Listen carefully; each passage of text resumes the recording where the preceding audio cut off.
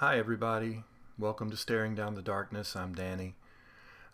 Today, I want to talk to you about some more lesser known symptoms of depression and anxiety, some things that you don't necessarily think about when you think of someone having a depressive episode, or some things maybe you don't think about when you think of depression.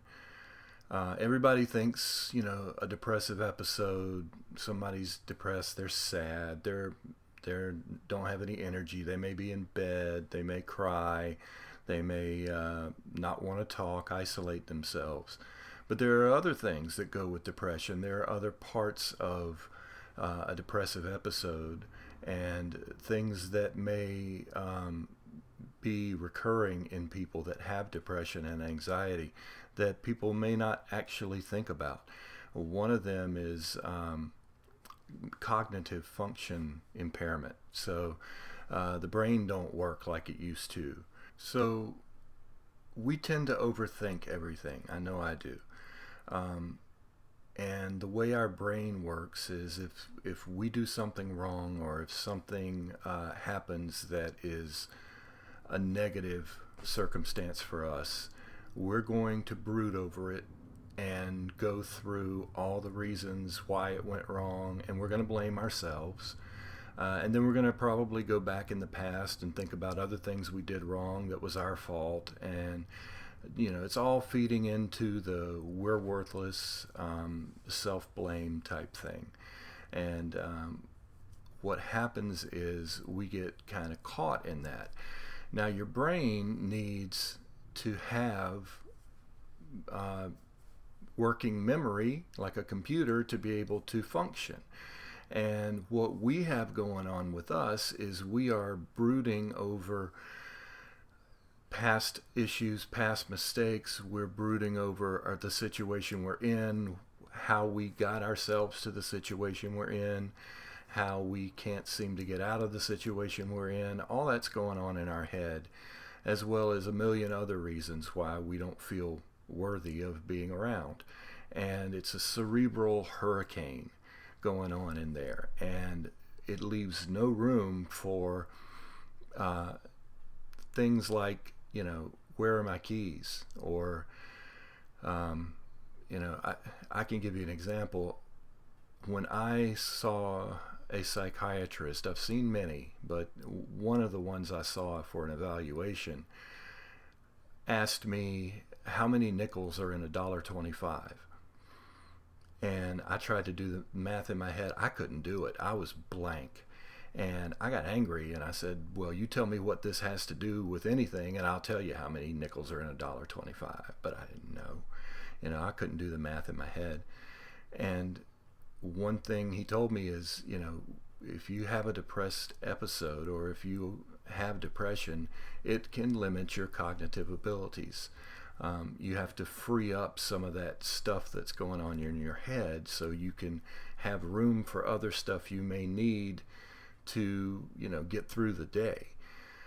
I've had it so bad that, people will come up and ask me a question at work and I'll blank out. I will just completely blank out. Not give them the wrong answer, but not be able to give them any answer because I have nothing in my head. I have, talked to somebody on a Monday and, they'll walk in on a Wednesday or Thursday and I won't know who they are. Just because, I've got too much other stuff going on up in there, and it doesn't always stick. So,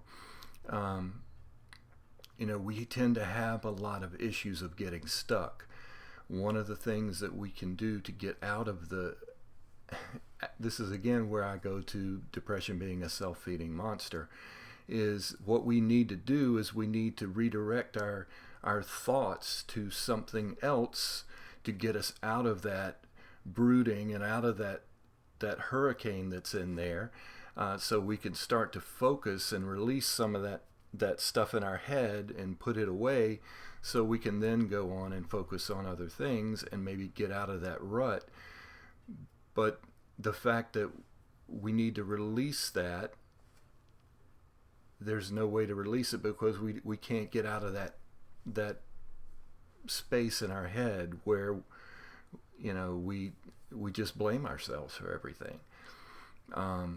It's hard to understand, but if you think of your brain like a computer processor or memory on a computer, if you've got all these tabs open and you're streaming and you've got music playing and you've got all this stuff, eventually you run out of memory, and everything slows down and some things don't work at all, and you start to buffer, and that's kind of what my brain does a lot of times. And it doesn't help when you work in retail and you have to know answers to things, because people will challenge you on that kind of stuff. So you have to kind of force your way out of it eventually. Unfortunately, it's not as easy as that sounds. So I want you guys to kind of understand that there are other things that we go through than just being sad. Anger, irritability. When we're stuck like that, we're trying to force our way through it and process everything out. And then a lot of times when we're snappy, we don't mean to be, but we're just trying to get past all that's going on in our head. We overthink things, and it's hard not to get stuck in that. And so, of course, when we snap at somebody, then we feel bad. Then we're going to blame ourselves for doing that, and then we're going to beat ourselves up about that too.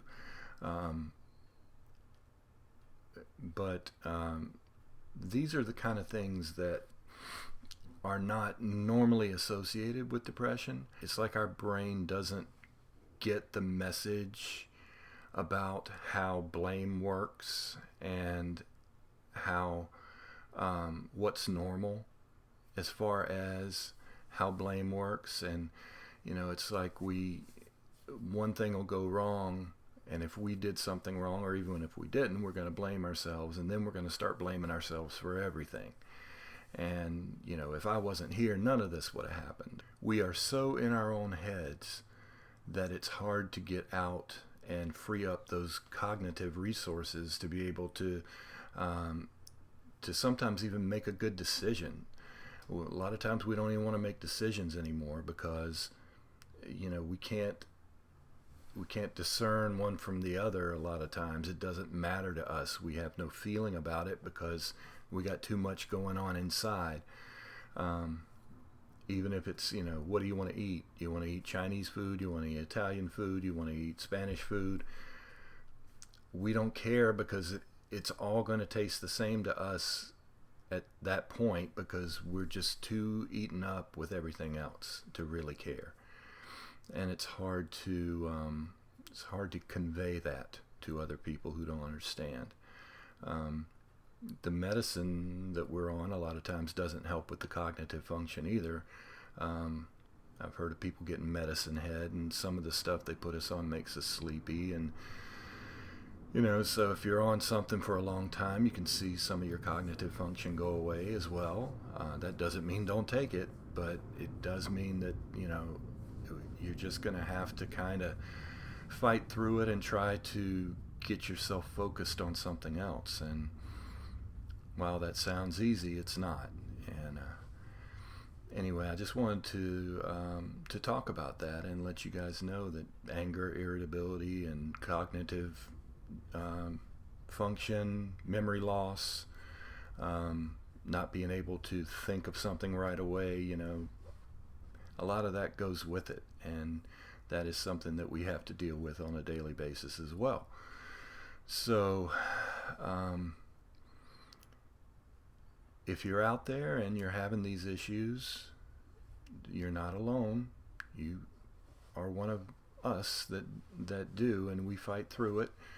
And you matter, and I can't say that enough. It doesn't matter if you know how many nickels are in $1.25 or not. You matter. And what you need to do is just keep trying. Get up and keep trying. And if you don't get up today, get up tomorrow. You matter, and we need you in this world. So please, keep fighting.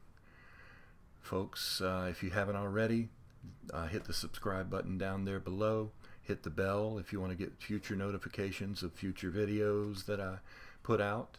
And like the video, and comment down below. I will read all the comments and answer whatever I can. I just hope you guys are hanging in there, and that you're getting through without too much trouble. I'll see you next time.